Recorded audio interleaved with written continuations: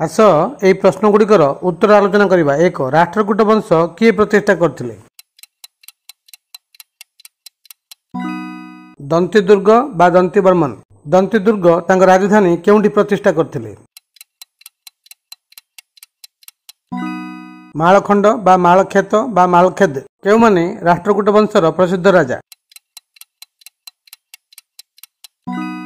तृतीय गोविंद अमोघ वर्ष। राष्ट्रकूट वंश राजधानी वर्तमान केउं स्थान रे थिला?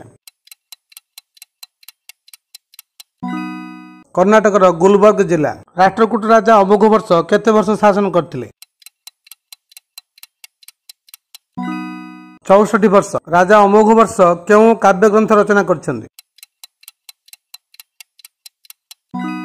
कविराज मार्ग। एलोरा ठारे खोजित कैलाश मंदिर केउं राष्ट्रकूट राजांकर कीर्ति? प्रथम कृष्णा। धन्यवाद।